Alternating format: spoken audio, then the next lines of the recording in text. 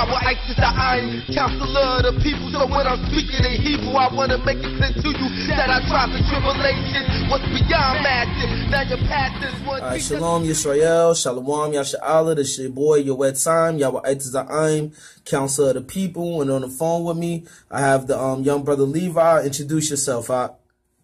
All right. So Levi, he's going to be my reader for today. And every now and then, if he has some information to put forward, he's going to intervene. First and foremost, we want to give all praises to the Most High, Yahweh, Ba'ashem HaMashiach, which is God in the name of Christ. And we're going to go straight into it. We're going to talk about New Year's Eve, how New Year's Eve is of the devil. This is not New Year's. January 1st is not the new year according to the Bible. Okay, thus saith the Most High, the new year really begins in the spring. And to prove that, we're going to go to Deuteronomy 16. If you could go there for me, Levi. All right. We're going to go straight into it because the Most High said that we're not supposed to follow these other nations and their customs. We're not supposed to follow these other nations in reference to their spirituality and, you know, how they determine that the world should be. You know, most of these events, Christmas, Halloween, Easter, New Year's, all of these things are associated with paganism. And what you're going to find out, according to the Bible, is that you have to change and reform your mind. So if you got that, read Deuteronomy chapter 16, verse 4. Yeah. I mean, I'm sorry, 16, verse 1. Salakia. Verse 1. Observe the month of Abib and keep the Passover unto the Lord thy God. Right. So the Bible says, observe the month of Abib and keep the Passover unto the Lord thy God. It said, observe the month of Abib and keep the Passover unto the Lord thy God. Let's find out what the when is the Passover. Exodus chapter 12, verse 1. Verse 1. And the Lord spake unto Moses and Aaron in the land of Egypt, saying, this month shall be unto you the beginning of months. So it shall be the what? The beginning of months. The beginning of months is the first month of the year. This is the real New Year's. Read on. It shall be the first month of the year to you. It shall be the first month of the year to you. So read the Bible says this month shall be the beginning of the month. Like the word Abib, go back to Deuteronomy chapter 16, verse 1. The word Abib means spring forth. And we know Passover happens where? In the spring time. So we have to ask yourself, how did it change? When did the beginning of the year change from spring to winter? Read that, Deuteronomy 16 and 1. Verse 1. Observe the month of Abib. So it said, observe the month of Abib. Read on. And keep the Passover unto the Lord thy God. And keep the Passover unto the Lord thy God. All right. So now we have to find out, when did this change? How did it change? Go to the book of Daniel, chapter 7, verse 23. Daniel chapter 7, verse 23, where Daniel is going to explain in prophecy the times and the seasons being changed. Like, for example, New Year's taking place in the spring, now taking place in today's time, the winter. Read that.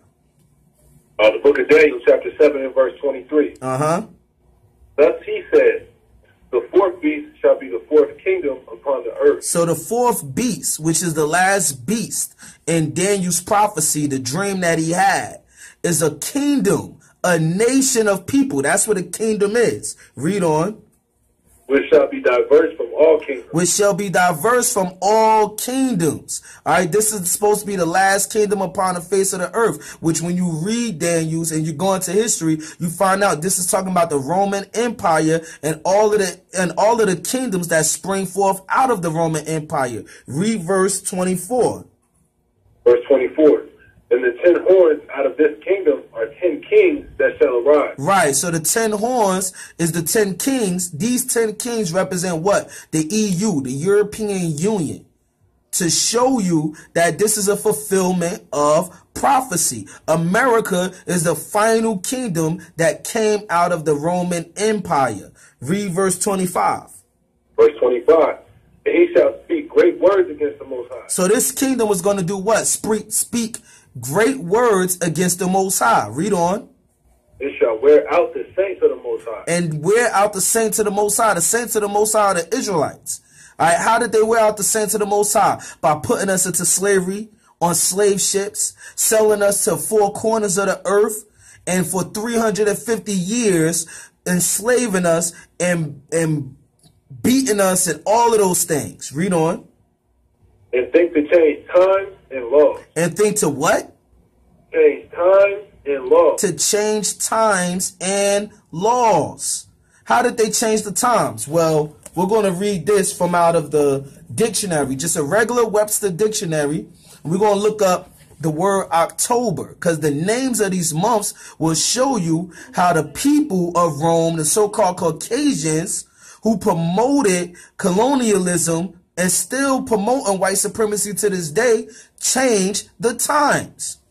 October, the 10th month of the year. October, from Latin octo, 8, as October was the 8th month, counting from March, which once was the first month of the year, So March, at one point in time, was the first month of the year. And octo means 8, meaning October was supposed to be the 8th month. But in today's time, October is what? The 10th month. This is how they change times. We're going to read in the same dictionary, we're going to look up December and see what that says. December, the 12th month of the year. December was the 10th month of the Roman calendar, which started with March. The name comes from Latin, decim, 10. So just like how you have decimo, decim means 10. December was supposed to be the 10th month, but now is known as what? The 12th month, because the same people of Rome, which is the same people of America, the same people of Britain, the same people of Scotland, they changed the times and made it into something else. Read Daniel chapter 7, verse 25 again. Verse 25. And he shall speak great words against the Most High, and shall wear out the saints of the Most High. And think to change times and laws. What's the law that they changed? The Sabbath day. They changed the Sabbath day from Saturday to Sunday, which is the reason why many of you Christians go to church on Sundays and treat Sunday like it's the holy day. But when you read the Bible, Saturday is the holy day, the 7th day of the week. Go to Exodus chapter 20, verse 8. Remember the Sabbath day. To keep it holy. To keep it holy. Read on. 6 days shalt thou labor and do all thy work. So 6 days shalt thou labor and do all thy work. What is the first day of the week? I know some of y'all think the first day is Monday, because that's the day that we all go to work. But if you look on your calendars, the first day of the week is Sunday. Read on. Read verse 9 again.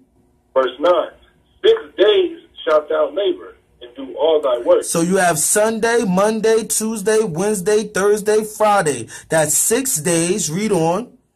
But the 7th day is the Sabbath of the Lord thy God. But Saturday is the Sabbath of the Lord thy God. Because Saturday is what? The 7th day. But what did the heathens do? They titled Saturday, or they titled the Sabbath day Saturday after the god Saturnalia, to confuse you, so you wouldn't follow the law on the 7th day like you're supposed to. So they changed times and seasons by making you think that October is now the 10th month instead of the 8th month, and making you think December is now the 12th month instead of the 10th month. And what else did they change? They changed the new year. Levi, if you can, just read, look up the goddess Janus, because when you look up January come from the name Janus. Levi, read that for me if you can. Janus, the Roman god, and this is out of the Encyclopedia Britannica. Right? It says, Janus, in Roman religion, the animistic spirit of doorways, Janue, and archways, Jani. So it said the what is it? You said the doorways? It says the animistic spirit of doorways. The spirit of doorways, because when you look up this God, this is the doorway from the past to the present to the future. Read on.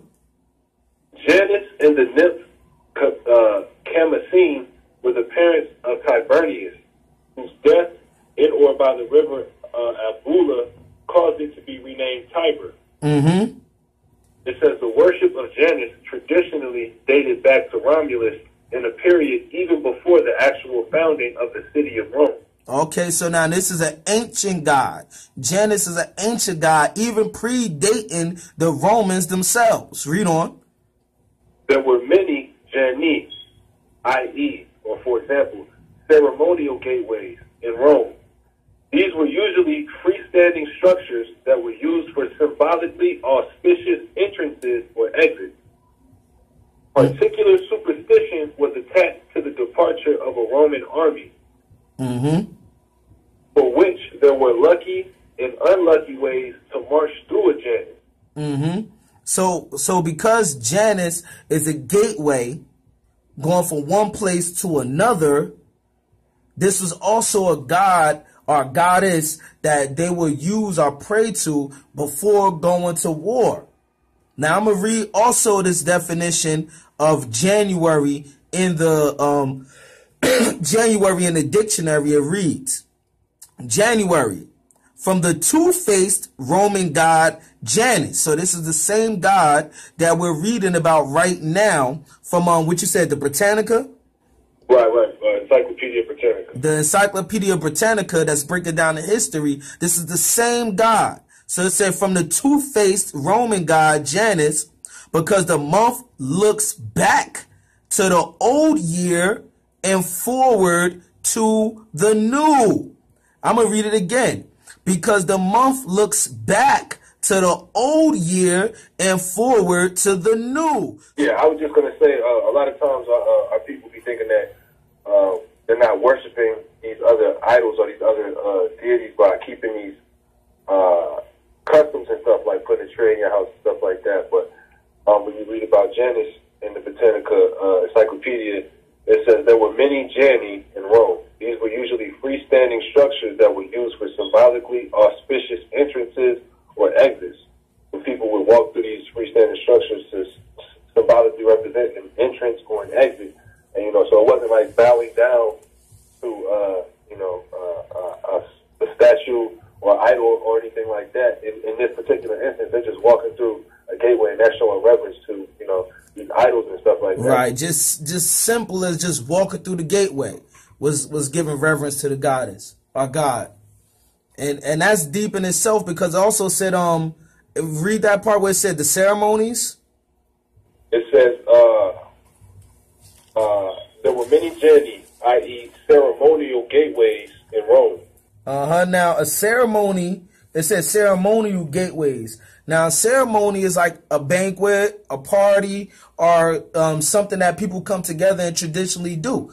Now, every year, people traditionally come together and celebrate New Year's on New Year's Eve and wait for the ball to drop and all of that stuff. You understand? So now when you looking at this, when you're looking at when it says the two-faced Roman god Janus, because the month looked back to the old year and forward to the new, what are you doing on New Year's Eve? You looking back at what happened the previous year, and you looking forward to the future.